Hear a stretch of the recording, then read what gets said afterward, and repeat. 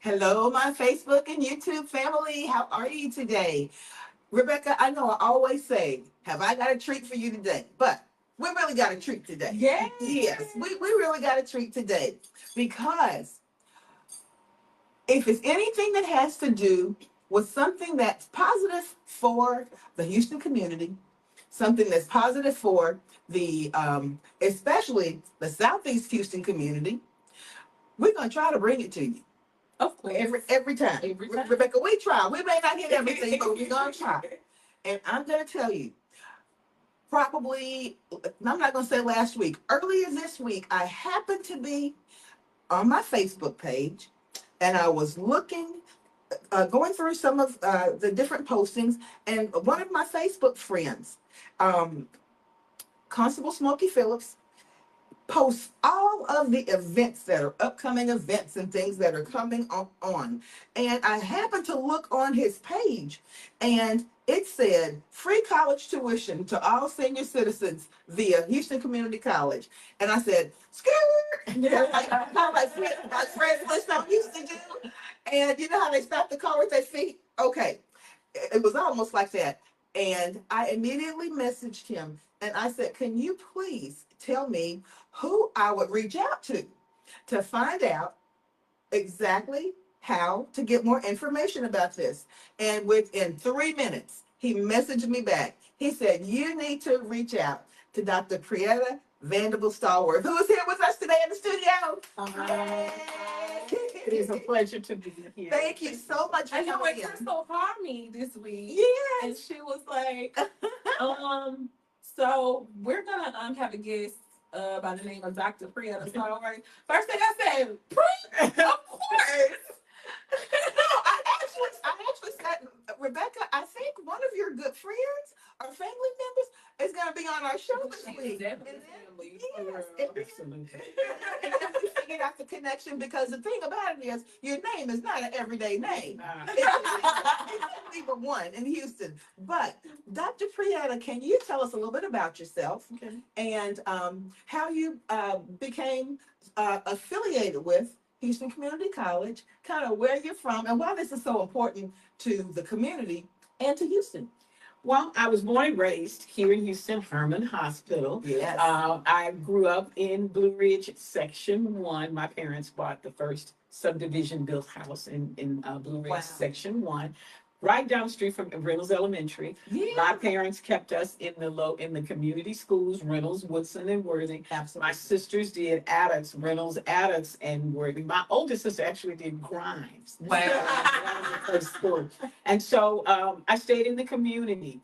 It was a great environment. I know people say, "Oh, Sunnyside is this, Sunnyside is that," but we were really family. I could tell you probably 90% of the homes were two-parent households. And we all grew up, just by the way, we all grew up in Sunnyside. Yeah. Yes. Yeah. We had teachers who did not play. Oh my God. Yeah, that's right. We had counselors who told you where you would go to school and what degree you would get. Yeah. That is exactly what happened to me. I was a geek. I was a science geek. Mhm. And my counselor said, you will go through a dual degree program. You're going to go to Rice University. You're going to go in chemical engineering. I said, what is chemical engineering? She said, you'll find out when you get there. So Awesome. at a time in our lives that we didn't argue with our elders. If our elders said, this is what you will do, then that is what you would do. Without question. I did not know what chemical engineering was. I went to Texas Southern. I did chemistry, loved chemistry, absolutely loved chemistry. It was where I belonged. So chemical engineering was my Yes. profession. And I got to Rice. It was like day and night. Wow. Oh my gosh, it was like day and night. Wow. I took 18, 19 hours of science and technology and mathematics at TSU. That was literally the equivalent of taking 6 hours at Rice. Really? It was Wow. just, the transition was overwhelming. Wow. But I was determined because it really was where I wanted to be. Exactly. And I think that when you put kids where they want to be, no matter what the challenge is, they will rise to Absolutely. They will. Absolutely, they will. and so I finished TSU, I finished Rice, I stayed at Rice and got a master's. Uh-huh. I recently found out 41 years later Uh-huh. that I was the first African American to get a graduate degree in engineering at Rice. Wow. I can believe I it. never- That's awesome. It was 1984. That's 1984. Yes. Can you imagine? And in 1984, no one black had gotten a graduate degree in engineering. Isn't that something? I can- Yeah. And so I just found this out about 6 months ago. Someone was doing the archival records. And you weren't trying to be a trailblazer. No. You were just doing what she loved to do. Yeah. So That's amazing. I took that degree. I did engineering, and they really put me on the programming side of the house. Okay. So I was more on the computer engineering side of the chemical engineering Okay.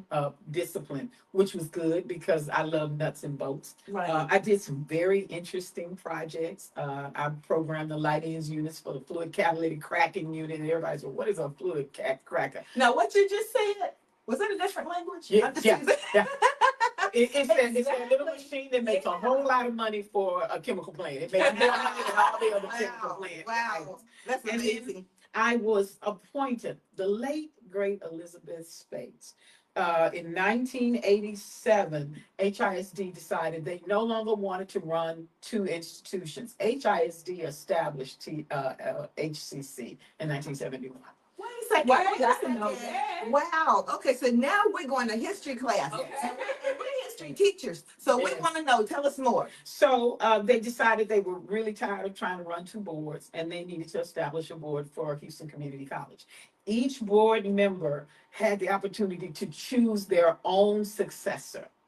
And so I was not 30 at the time. Okay. And Elizabeth Spates decided that I would sit in her District 9 Right. seat. Oh, Now, that sounds like that's really nice, right? But when you have a mother and her best friend is Elizabeth Spates, right. eh, You didn't question it.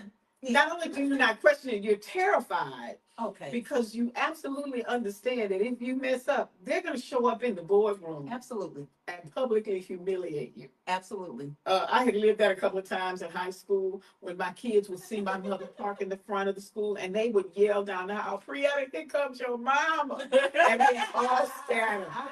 That kind of mom. Yeah, I know about And that. so she appointed me and she said, "If you mess this up, you have to deal with me and your mother," which Yeah. God knows I did not want to do that. It was an amazing experience. Right. I was really able to do some great things for District 9, in particular, purchasing the 100 acres on 288 South to build what is now South Right. Campus. Ooh.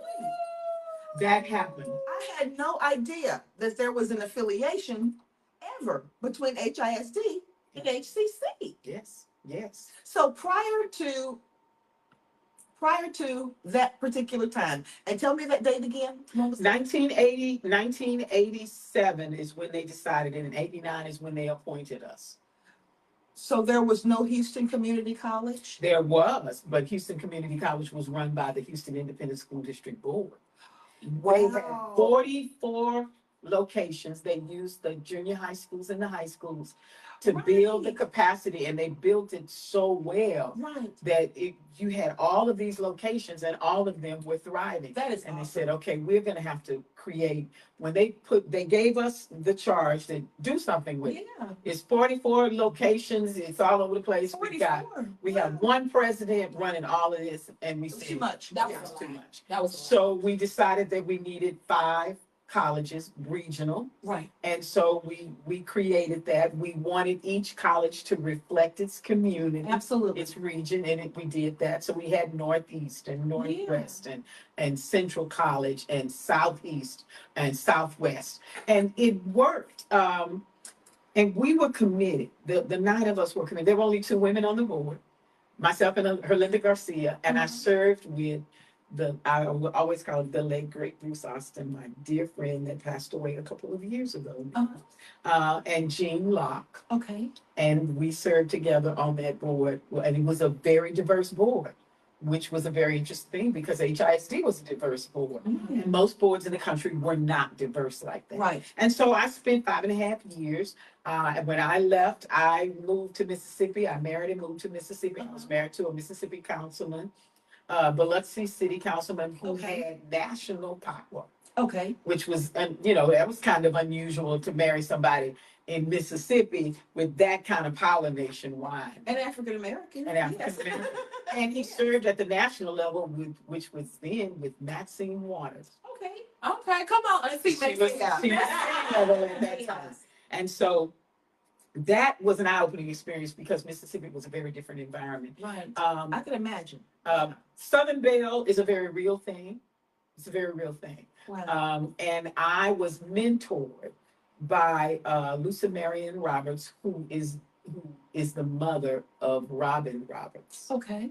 And so talk about a soft tongue that could break a bone. She would say, "Oh no, dear, that's not how we do things here." Right. I mean, the quintessential, Like, Southern Southern Belle. Right. But she wielded extraordinary power because she was the state chair of their tourism board. She was brilliant, and I learned so much from her. I came home after 7 years with 2 kids and started my journey as a PTO queen. Okay.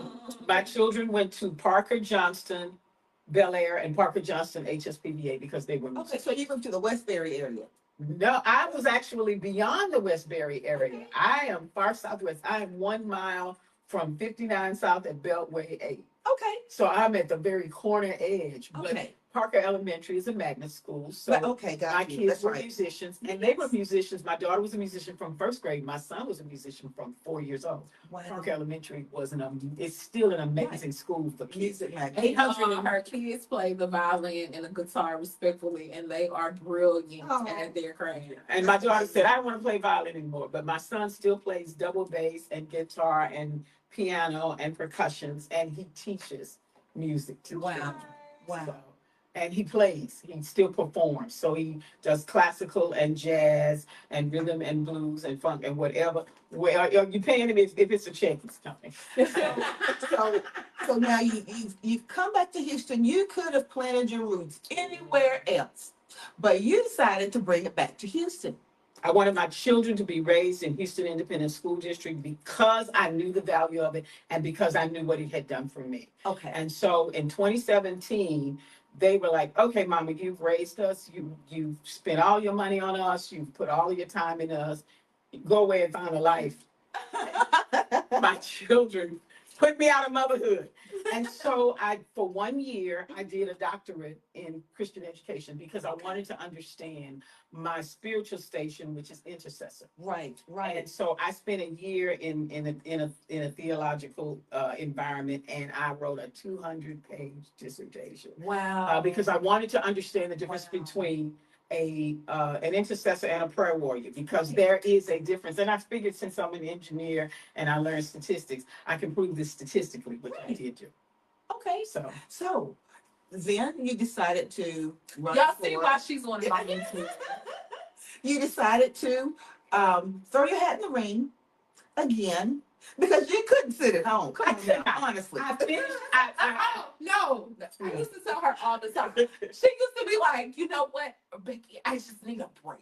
I need a break. I was like, good luck with that. Yeah.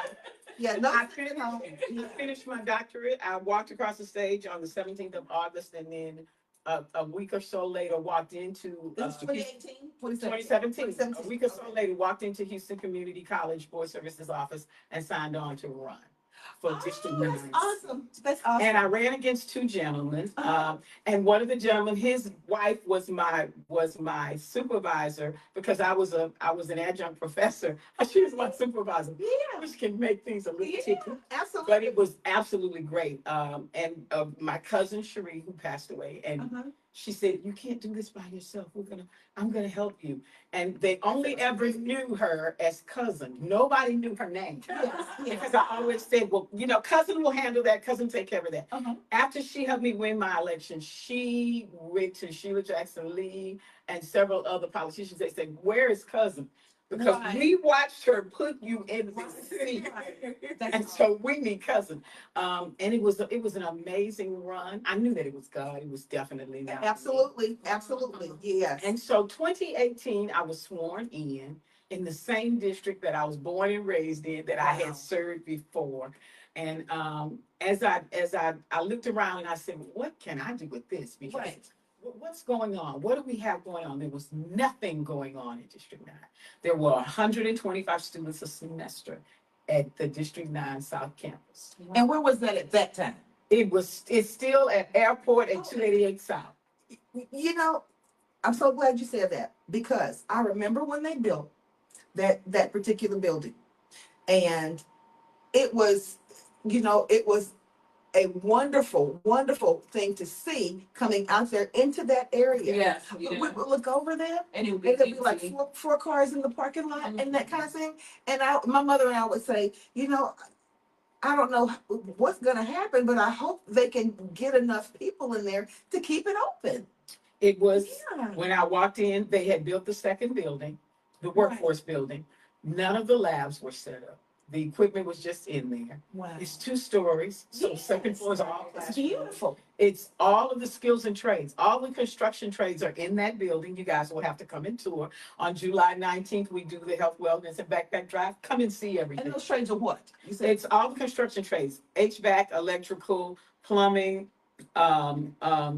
drywall, solar, wow. all of that. We have a 2-story building in the building because they've got to learn to wire. Right, And so right. it's So amazing. it's a lab too. It's a lab too. And so I said, this is unacceptable. 125 students a semester. The front of the building, the green space was horrific. There was a huge ditch in the front, Right. and it was Yeah. snakes and Oh. rancid water. And Oh. I said, oh no. No. My mother and Elizabeth's face Yeah. are gonna come from heaven and they're gonna take me out. Yeah. And so I just really started pushing. I put on my PTO queen hat Yes. because I had been president at Johnston Middle School, and we went from a few, maybe 40 or 50 members to Uh-huh. 400 families Yes. in a class. Yes. Because I was like, we're going to all work. So I went out into the community. Yeah. I said, what can we do?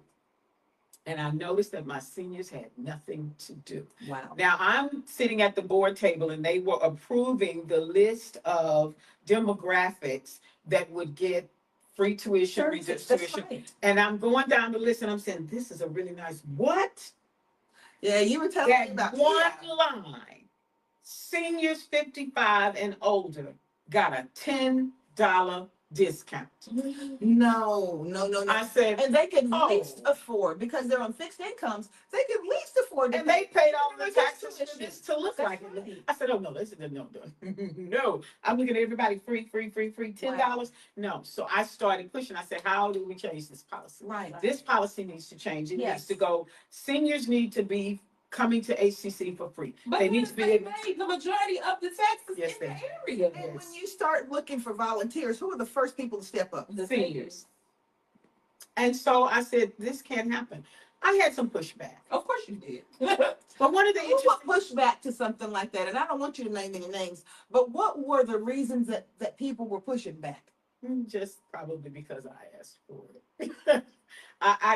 I've learned that when you don't align yourself Right. to the left or to the right. Yes. I was always centrist. Yes. What do you need for your campus? What do you need for your district? Yes. I knew the value of 104 acres on 288 South. Right. Right. It is $1 million an acre. Absolutely. It is. And it belongs to Sunnyside. That campus was built so that that entire region Could go there. could go there. Right. Yes. Classes were not offered. And when it would fill, they would move it. They would move classes, they would fill them up and then say, oh, there's no professor, you gotta go to East End, and you gotta go to Northwest, and you gotta go to Southwest, and no. So I said, And so carelessly, like there's nothing we can do about it. I said, so let me start my seniors. We have community learning programs that they don't have to pay for. an hour, 90 minutes long. Yes. How to use your cell phone, how to Yes. navigate Yes. the internet. Things that seniors hadn't really learned. They pick up their phone, they use it, they answer, they hang up. That's right. So I had a young man, Dr. Ravi Bambright, he is still there. Mhm. He had a list of community learning programs that did Wow. not cost my seniors anything. So I began to navigate through the churches and through the civic clubs and said, Right. y'all come take these classes because they're free. And they came. And I said, oh, they need to take real class. That's right. But they don't need to pay for it. So I said, what do you guys know about computers? We don't know nothing. That's right. And some of them Oh my because some of them do not want to come and sit in a general classroom because they feel embarrassed That's that they right. don't know. And if That's they've got lots of questions and you got somebody in here that's 19, somebody here that's 18, and they're just kind of going through these things on computers, and they'll withdraw from that. And Yes. they still they didn't grow up with that. They Yeah. grew up with technology. Yeah. So And they don't it's see anybody else something- who looks like them. right. So it's fearful for them because that's just something that's not been a part of their generation. Experience, that's right. Their experience. So AARP 5416, that is the group. Beverly Mitchell Jackson came and she said, they're putting us out of Tom Bass Park. We can't meet there anymore. And I said, not a problem. Yes. Why don't you just come on over Yes. to South Campus? She said, are you sure? I said, Yes. I can host. The trustee and the president can host. What do you need? They said, we only meet 90 minutes every third Thursday of the month. Wow. Not a problem. Why don't you guys come? Why don't I introduce you to things? Let's let you take a tour. Yes. At the time, she had about 60 people. And this was when? This was 2018. Okay. This was So things right, are happening fast. right, That's right. great. This was Yeah. around May 2018. So she said, okay, well, let's see if we can meet. They came to meet. They loved the community room. And so I said, okay, this is really good. I said, what do you guys want to do? There was a 96-year-old in the room, Dorothy Thomas, who was a retired teacher. She said, well, I need to learn computers Yes. because I don't know anything about computers. I said, Right. I think we could figure out how to fix that. At the same time, I'm maneuvering, trying to figure out how we're going to put this on the agenda Yes. so that seniors do not pay. Right. Right. My goal was 55 and older would not pay. Right. They modified it, and there was some discussion at the table. I said, well, if you don't vote for this, Right. I guess I'll just have to go back and tell every male ballot voter that you just didn't vote to support them. That's right. And they vote. They are the ones. They are the voters. That's right. That's right. Blackmail. I guess I'll have to tell them. Yeah. And I was going to go back to all of those entities, all the churches, all the civic clubs, all the That's super right. neighborhoods, and say, sorry, guys, they said no. Right. It was a unanimous vote. See? So 55 to 64 paid half tuition, and they still pay half. 65 and older pay no tuition. Wow. So you might have fees, but you will have no tuition. Right. And so for most of the classes, that's practically free. Yeah. And so the blessing is, I said, they wanted a computer class. I went back to the chancellor. I said, we need a computer class. The president of South Campus was the president of Central College. Right. We need a computer class for seniors. We need to teach the seniors. Yes. They prepped 6 instructors, and the first day of enrollment for class, 125 seniors showed. Wow. They went and got their friends. Of course. And so they set the classes up, Right. and they got ready to walk to class. And the 96-year-old looked back and said, the very least you could have had was traveling music. Oh. But she's an educator, so that's right. They had a 21-year-old Hispanic woman in the class, and she was like ecstatic. This is great, because she was in the class with all these elders. Yes. I said, I'm the only one here. This is great. And I said, well, what do you want to? No. I'm going to sit right here with them. Because Yeah. everything that they taught them in the level of detail that this 21-year-old Right. could appreciate. Right. And they all got through the class. Nobody dropped the class. And then That we is repeated awesome. it. So now we wanted to know, what else do you want to take?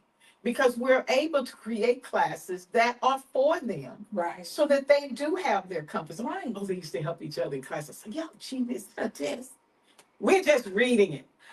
And do you guys have, and I know you do, you all have pictures of any of those first classes? Yes. Oh, Yes, we do. that's awesome. Yes, I saw. I'll send that to Yes, you. yes. And so please the do. lady on the flyer is Yeah. one of the students. Okay. Okay. And she's one of the AARP 5416. Now AARP 5416 now has over 200 members Wow. in its AARP group. We need those kinds of groups in our communities, especially for us. And my mother is a member of a senior group that was formed at our church. It's called JMAS, and it's Jones Memorial Area Seniors. And they are continually looking for different things for their members to do. And the thing about it is, their members are 55 plus. So This is good for them. that's me, So but people can. You don't have to be 65 in order to be a part of that. They're looking for things to do. This is wonderful. And we've had our first 2 graduates. Now, you can take 2 classes a semester Yes. for as long as you like. Wow. You can take any class that you want. I had Charlotte's husband. Okay. He went to the Northeast and he took the forklift operating class.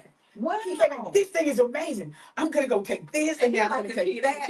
So It's like a kid in the So what you're telling me is that people who are taking these are not classes that are scaled back. No. These are the regular These are the classes. regular classes. So you may be sitting in class with an 18-year-old. And he said no young people were in class with him. He said, I don't understand this. And forklift operators, those jobs are so plentiful. They are. And they make good money. They make good money. So the seniors now, we're going to give them a tour of the Culinary Arts Building on Alameda at Alabama, and they're going to create a class for them. So when is this going to take? Tell us a little bit about this. That'll be a little later in the summer. Okay. July 19th, AARP 5416 is going to bring 5 senior level vendors to the Health, Wellness, and Backpack Drive. Now, we did the Health, Wellness, and Backpack Drive in 2018. I was there. We wanted to bring people to the campus to try to get them there to see. Yeah. And I got a call at 7:30 in the morning. Said, "You better get here. They're walking down the side of the freeway." Look, I literally I got there at 7:30. I said, I know all these people ain't here for this. Are you serious? This was at 7. Close to 1,000 people. They had not even opened the door. We hadn't opened the doors, and they were there. That is awesome. And then I asked, and how did you promote it? You just through the community. And that's word I of mouth. lady. I said, how long you been here? She said, oh baby, I've been here since 5:45. She wanted to be first. That is awesome. So is the Health, Wellness, and Backpack Drive something that you all now do yearly? It is our annual event. Awesome. When we did that and we let everybody tour and we had lunch and people like, it was here. It was a very It was very well done. We had vendors. We don't charge for our vendors, and I know that's a burden on me, but we don't charge for our vendors because we want them to come. And every year, Workforce Solutions comes and looks for people for jobs and vouchers. They'll give you a voucher to come back to HCC to go to school. We have our dentists. Repeat that one more time. Vouchers. Workforce Solution gives vouchers for people who want to go to school and have a career. I forged that relationship because Tressel Anderson is a fellow Worthing graduate. She is the manager of the Workforce Solutions Pearland. She was the manager on the at the West Tyler. I went in 2018 and said, I really need you to come. Wow. And we have forged that relationship. And if you are a person that you need a career change, we can put you in touch with Tressel. She goes through those motions, gives you a voucher. You come back to HCC for a skill and a career, and then you go back to her for a job. And how important is that in this day and time when, first of all, seniors are being pushed out of certain jobs, being pushed out of careers, that they realize that it's not too late to make a shift. That's right. And you have a source here, a resource here that is saying, if you're ready to make that shift, if you're in that position, here, we got the next step for you. So I have a question. With the Department of Education right now, it's a stay in the the judge blocked it for right now. Right. With the Department of Education.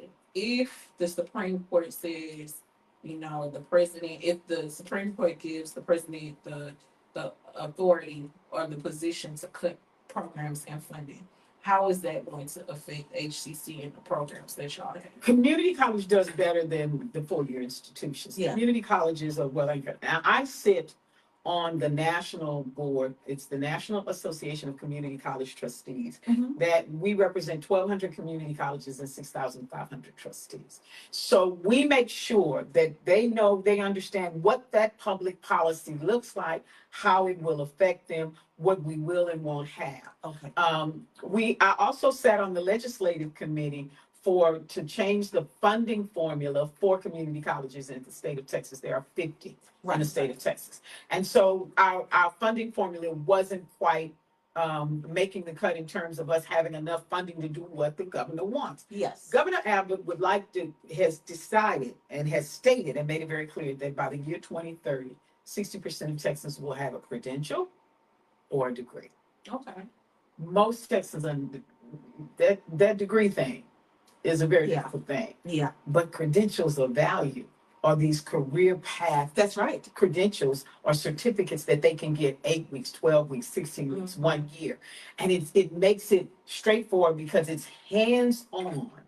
These are hands-on trainings. Yes. And so we have those trainings. Now, as of late, we now have a 4-year degree in healthcare management, and I forget what the exact terminology is. Yes. And we have a 4-year degree in AI, robotics, and coding. So we have credentials levels 1, 2, and 3, credentials of value. We have continuing education credentials, CNA, phlebotomy, patient care technician. You can do CNA for 6 weeks, and that guarantees your $15 an hour job. So what you're telling me, I want to make sure I heard this right, because if I have this question, I know someone else may. There are actually within Houston Community College, there are certain paths where you can earn a BS degree. Yes, we worked on this in the last 2 years. Yes. We are the first community college in the nation to have a 4-year degree for AI and robotics. And you know what? I'm so glad that that's happening, because That is the awesome. students that we teach, Yes. a lot of them are into that. Yes. The problem is their parents don't have the money to send them off to college For to that. major into that. That's Oh, right. we have a solution for And that. a lot of the scholarships are partial, so they're not even Yes, getting full yes. ride. If you are a high school student, 9th to 12th grade, Yes. you can seek a level 1, 2, and 3 AI, robotics, coding, and cybersecurity. You can seek the 2-year degree in AI robotics. You can seek the 4-year degree in AI robotics. It doesn't cost anything. Wait. What is the confusion? Dual I'm credit, confused. dual credit, and early college high schools Yes. do not charge parents for their kids taking college courses. Right. So when they graduate from high school, they can graduate with a certificate simultaneously in AI. Not just a certificate. We have a few hundred kids that graduate with a 2-year degree from HCC. Yeah. Every graduation, So then when they those go kids off are to sitting college, in the audience graduate. right? So then when they go off to college, They're in the school juniors. in Texas, Yes. they're classified as juniors and not freshmen. So then they graduate. So when they graduate from college, they leave in college with 2 degrees, an associate's degree And a bachelor's. and a Yes. bachelor's. So really, what you're saying is that if you want to work, if you want to have a career, if you want to be successful, and if you have the aptitude, you don't have any excuses, not You do anymore. not. And I need to give my congressman kudos. I went to Congressman Green for help for the first health, wellness, and backpack drive, Yes. and he brought his team Awesome. That's to awesome. work with HCC for Yes. that. And he comes every year. His team comes every year. That is awesome. But what he also did is the Congressional App Challenge. And what's that? The Congressional App Challenge is where students, high school students who are in dual credit, Yes. they can compete, and this is really interesting. They can write an app and compete with that app across the nation against other students in other congressional districts. And if If they win with yes. him, they get to go to Washington D.C. and compete with the other National. congressional app winners. Now, Wow. God always has a plan because I'm always falling That's right. and blindfolded and bad backwards. That's my life. Yeah. So last December, last November, my alma mater established Rice Bangalore. The year prior, they established Rice France, Rice in Wow. Paris. But Rice Bangalore is because Bangalore is the Silicon Valley of India. So Wow. Rice decided we're going to work with the top two institutions there and then expand as we see fit Right. because we understand that Bangalore is the Silicon Valley of India. Exactly. That was November 18th. December 5th, I was invited to go to Bangalore Mhm. for what's called the Thai Unicon Global Summit. Okay. Thai Unicon used to be called the Indus Innovation. And now it's called the Indus Entrepreneurship. Now it's called the Innovative Entrepreneurship. This global summit over the course of 5 days had 25,000 people. I just, I could not Wow. wrap my head around people 10,000 a day showing up. I was not ready for that. From all over the world. Worldwide, they have 40 chapters in 30 countries. Their kids code early in life, but they're hardcore coders. Yeah. I mean, they code to solve problems, Exactly. issues. And so I went thinking JD Tatum Green, who is a retired HISD teacher Right. who has every certification HISD could offer. Right. She has them all. And she said, we're going. She said, I'm going because I've always wanted to go and I don't speak the Yes, language and yes. I didn't have anybody I can trust. Now we're going because we're going to be part of this. Right. I went and they made me a speaker. Wow. And so from what I remembered, I was the only board level trustee To speak. from an institution Right. to speak, which was perfect because my alma mater had just come, which is Exactly. why they wanted me to speak. Right. So the Congressional App Challenge now allows our kids to compete, and I brought them in to work with Congressman Green's program Yes. so that our kids can compete internationally, not just nationally. Yes. Now I've got to ask you this because you got to see firsthand. Oh, I got to see it. And we're living in a time right now, and Rebecca always references this. We're living in a time where education in some states and certain types of education is not something that many of the powers that be feel that there is a great value to. So as Americans, we see ourselves, and especially young people, falling further and further and I further mean, behind. you can look here in Texas, and me and you had that conversation. I think you and I have had it too, Priya. Ever since I'm 41, Yeah.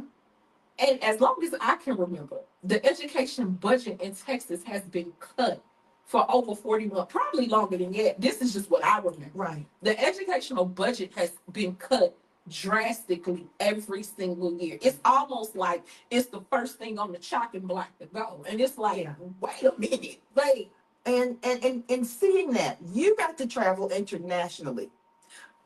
Of the 25,000 different faces that were represented there, how many American faces did you see? And where do we stand at this I point? was